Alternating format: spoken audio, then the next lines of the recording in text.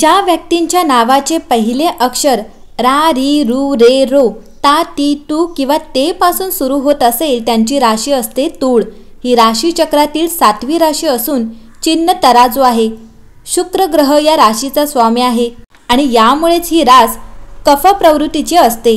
या राशीचे पुरुष सुंदर आकर्षक व्यक्तिमत्वाचे धनी असतात। डोळ्यात चमक आणि चेहऱ्यावर प्रसन्नता विलसत असते। यांचा स्वभाव सम असतो, कोणत्याही परिस्थितीत विचलित होत नाहीत। इतरांना प्रोत्साहित करणे, आधार देण्याचा त्यांचा स्वभाव असतो। या राशीच्या व्यक्ती कलावंत, सौंदर्य उपासक व प्रेमळ असतात। या राशीच्या व्यक्ती व्यावहारिक असतात, तसेच मित्रांमध्येही लाडक्या असतात। तर मंडळी, आज आपण तूळ राशीचे ऑक्टोबर 2024 चे मासिक राशी भविष्य काय असणार आहे ते जाणून घेणार आहोत। तूळ राशीच्या लोकांना ऑक्टोबर महिन्यात जवळचा फायदा करताना दूरचे नुकसान टाळावे लागेल। या महिन्यात तुम्हाला काम किंवा कुटुंबाशी संबंधित कोणताही निर्णय अत्यंत सावधगिरीने घ्यावा लागेल, अन्यथा तुम्हाला नंतर मोठ्या समस्यांना सामोरे जावे लागू शकते। तूळ राशीच्या लोकांना महिन्याच्या पूर्वार्धात वरिष्ठ आणि कनिष्ठांकडून कमी सहकार्य मिळू शकते। यामुळे तुमच्या कामाच्या ठिकाणी अशा काही परिस्थिती उद्भवू शकतात ज्यामुळे तुम्ही वैतागून नोकरी बदलण्याचा विचार करू शकता। मात्र याबाबत अत्यंत विचारपूर्वक निर्णय घ्यावा। या काळात भावनेच्या आहारी जाऊन किंवा गोंधळलेल्या स्थितीत कोणताही मोठा निर्णय घेऊ नका। महिन्याच्या दुसऱ्या आठवड्यात तुम्हाला करिअर, व्यवसायाच्या संदर्भात लांबचा प्रवास करावा लागू शकतो। प्रवास थकवणारा आणि अपेक्षेपेक्षा कमी फलदायी असेल। तूळ राशीच्या लोकांना वडिलोपार्जित संपत्तीत मिळण्यात अडथळे येऊ शकतात। कुटुंबातील सदस्यांची सुसंवाद कमी होऊ शकतो। पण महिन्याचा उत्तरार्ध व्यावसायिकांसाठी लाभदायक राहील। या काळात तुम्ही व्यवसायाशी संबंधित एखादी मोठी डील करू शकता। तथापि घाईघाईने कोणताही निर्णय घेणे टाळा। बेकार लोकांना महिन्याच्या अखेरीस नोकरी मिळू शकते। तसेच यावेळी तुम्ही सुखी वैवाहिक जीवनाचा आनंद घेऊ शकाल। महिन्याच्या उत्तरार्धानंतर तूळ राशीच्या लोकांसाठी ऑक्टोबर महिना अधिक शुभ आणि यशस्वी ठरेल। तुम्हाला या महिन्यात नशिबाची पूर्ण साथ मिळेल। तुम्ही कठोर परिश्रमाने ध्येय साध्य करण्यात यशस्वी व्हाल। तुम्हाला अचानक मोठ्या समस्यांचा सामना करावा लागेल, परंतु यावेळी मित्रांची मदत होईल। कामाची गती थोडी मंद असल्याने तुम्हाला चांगला फायदा होईल। प्रेम संबंधांच्या दृष्टीने हा महिना अविस्मरणीय राहणार आहे। या महिन्यात कुटुंबातील सदस्य तुमच्या लग्नाचा विचार करतील। कौटुंबिक दृष्टिकोनातून हा महिना चांगला राहील। आई वडिलांचे आशीर्वाद तुमच्या पाठीशी राहतील। विवाहित लोकांचे वैवाहिक जीवन आनंदी असेल।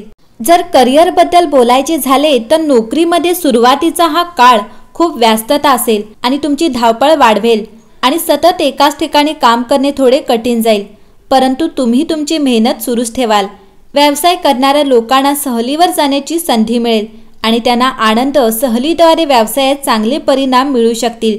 व्यवसायासाठी हा महिना चांगला जाईल। विवाहित लोकांसाठी महिन्याची सुरुवात चांगली राहील आणि त्यांच्या नात्यात प्रेम वाढेल। मात्र महिन्याच्या उत्तरार्धात काहीसा कमजोर राहण्याची शक्यता आहे। कौटुंबिक जीवनात सुसंवाद निर्माण होण्याची शक्यता आहे। भावांना तुमच्या मदतीची गरज भासू शकते। विद्यार्थ्यांनी मेहनत करण्याची तयारी ठेवावी। आरोग्याच्या दृष्टिकोनातून या काळात तुम्हाला शारीरिक समस्यांबद्दल जागरूक राहणे आवश्यक असेल, कारण तुम्ही काही आजाराला बळी पडू शकता। करिअरच्या दृष्टिकोनातून हा महिना खूप व्यस्त वाटतो।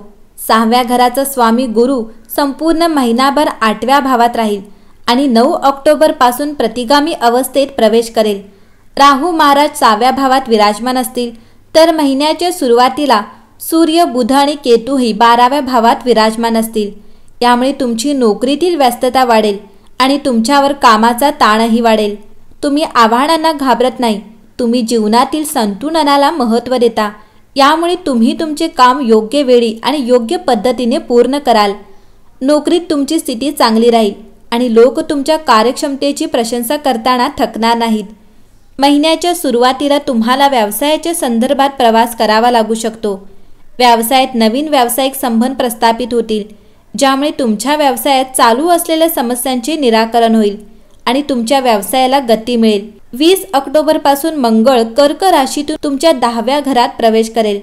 त्यामुळे तुम्हाला काही लोकांच्या विरोधाला सामोरे जावे लागू शकते। जर तुम्ही हुशारीने वागलात तर परदेशातूनही तुमच्या व्यवसायात काही चांगले परिणाम मिळू शकतात।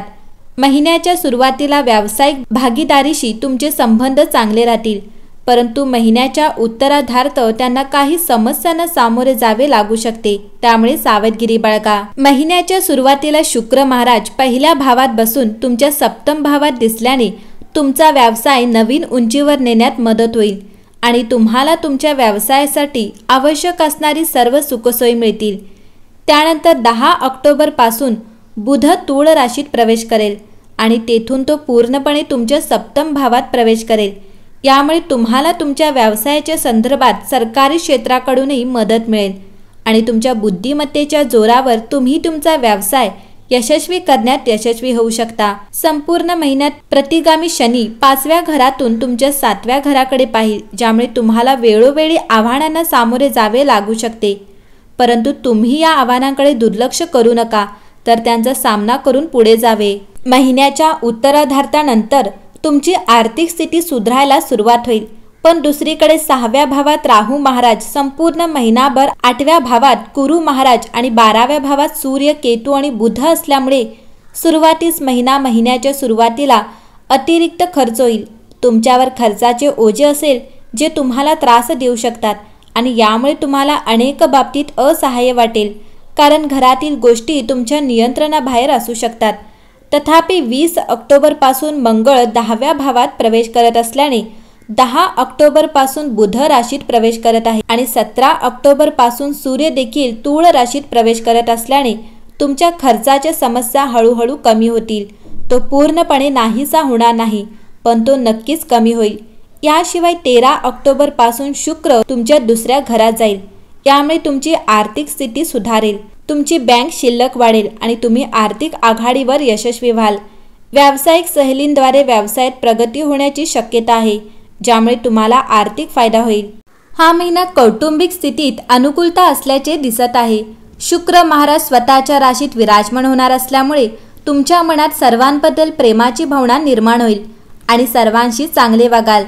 दुसऱ्या घराचा स्वामी मंगळ महाराज महिन्याच्या सुरुवातीला 9व्या भावात असेल आणि परिणामी तुम्हाला तुमच्या कुटुंबाचा पाठिंबा मिळेल। तसेच 4थ्या भावाचे स्वामी शनी महाराज महिनाभर तुमच्या 5व्या भावात राहतील, ज्यामुळे तुम्हाला तुमच्या घरातील बाबींमध्ये सुखसुविधा मिळतील, कुटुंबाची प्रगती होईल, घरातील लोकांमध्ये एकता राहील। पण मंगळ कर्क राशीत आल्याने आणि तुमच्या 4थ भावात आणि 4थ्या घराचा स्वामी शनी महाराज यांच्या दर्शनामुळे तुमच्या आई वडिलांची तब्येत बिघडू शकते आणि घरात काही गडबडी होऊ शकतात, त्यामुळे हा काळ शांततेत घालवणे चांगले। तुमच्या भावंडांना काही आव्हानांना सामोरे जावे लागेल, त्यामुळे त्यांना तुमच्या मदतीची गरज असेल।